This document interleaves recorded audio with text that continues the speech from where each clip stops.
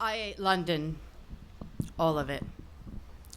Peckishly descending from the thoughtlessly hummed tune of Q's pagoda to the irradiated gaseous pump of the garish all-you-can-eats in Chinatown. I eviscerated greasy Thames water ducks and royal swans, rolling scones with Apple Records jam and Clapton's cream, and the wadded tax-free income of this guiltless city's halcyon salad days. I began gnawing at the benches, crushing the fire-bone vases for garnish, ripping electrical leads and slurping them like noodles, hoping to come nose to nose with absolution like a Disney dog. In the Charing Cross Road, I wet my palate with flapping specialist bookshop pages, oscillating wildly. I was all heavy reading and leitmotifing. I ate drunken Friday night Trafalgar tourists, balancing on chavvy heels taller than the Shard, coughing up hackney blonde processed hairballs, plucking plasticine French manicured nails from my bleeding gums. I left without paying, and I stood on the pavement swallowing petrol air, and I kept consuming. City boy business cards, walk-up model glossies, shoving abandoned half-smoked cigarettes down like beat poetry communion, tonguing revelry as a whole without chewing properly, the ghrelin rising, eclipsing orbit against the cortisol and the tangy tide pool fluids of my peripherals. But how now, brown cow? The familiar panic. Each palatial course is overwhelming. A fully loaded picnic basket sits inside the padded cell of my life body. I'm already in arrears, and should I grow any larger, all the king's horses shall foreclose and not jigsaw me together again. I mustn't obtrude the cool jazz clamor of Gerrard Street's gilded lucky cats who totem better fortune. It can't possibly be me they lappingly tease after. I am never the center target audience sitting savagely in the roundel. So it's to the Hippodrome's industrial plumbing. It's the porcelain surfaces, the grouted Roman tiles I'm becoming intimately familiar with, spluttering out faster than purple prose on the bestseller lists, and the lights flicker as ubiquitous wealth lays itself out like a pressed Savile Row suit on the pastoral green felt tables, and I schism and tease the ruddy chakra-rooted reflex, coaxing up districts of this city like a glottal stop with my fingers deep in my larynx. I banqueted Mayfair last week and slipped carbohydrate comatose in Regency velvet robes, but I did not spit back the posh sturgeon eggs and Edwardian architecture. Instead, I birthed an ostentatiously polished gold oligarch, a small landed gentry, a smart, quiet garden, and I covered it in first-class portraits of the Queen and posted it from my south of the river squat back to the coveted postcode signed with a kiss. I have had a Hampstead feast every summer, quaffing briny gulps of Victorian pond water, munching delicate foliage in the meandering heath off of blue plaques for dinnerware.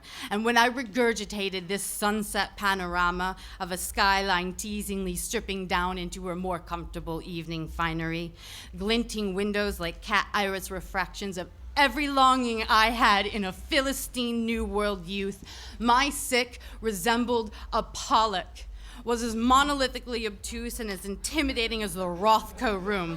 I could have put it under a Sotheby's hammer and nailed it shut with every erudite surname I find on the broken lurching spines, jockeying for space in the archives. I have gourmandized this city, borough by borough, zone by zone. The biro I slide down into my gullet to tool a purge, never gliding fast enough for staying in the lines. My digits are inky with page drag like a Blackheath windsailor. I've salted the honeyed truffles and Persian saffron strands from Leyden Hall with chalky Southbank Tudor plaster chiseled divorce from the globe.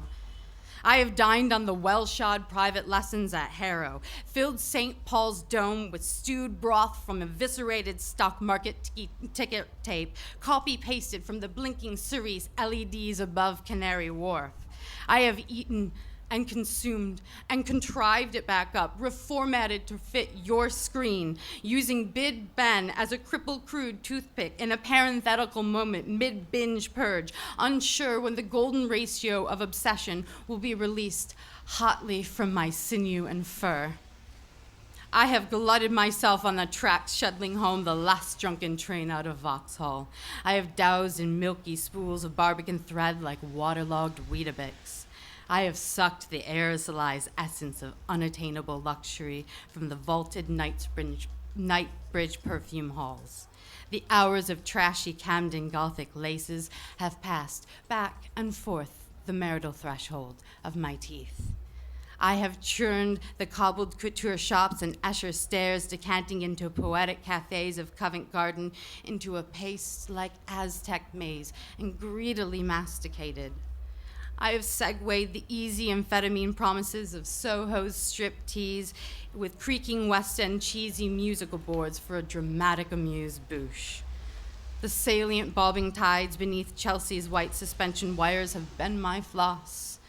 And with the flick of a Royal Greenwich bucktail, I will find infinitesimal bits of this city that I have stowawayed into, and I will hunt them, and I will kill them, and I will mount them on my wall with unabashed bravado, to congratulate myself with unabashed bravado.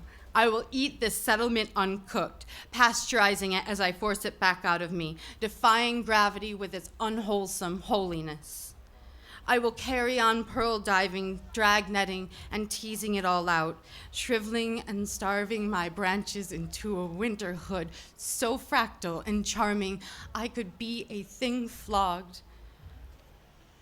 Priced to sell as the tweet hat I am sure to become, fit for a Shoreditch pop-up, roofless, boundless, like memorabilia to be fragile branded, and sent widdershins over the toy outside world to catch the settling dew on a million knick-knack shelves, a sun-bleached figurine or toothy smiling image on a fading postcard whose bony backside proudly shouts the scribbled holiday sentiments of surprise. I am still here. I have three-course London. I have cracked its oyster shell like a war coat and dutifully sang it back up and onto page and down my drains until every line of my network became viscid for the pronged moments that have slivered my one skin too few. So now, London, devour me and bile me back up partially digested.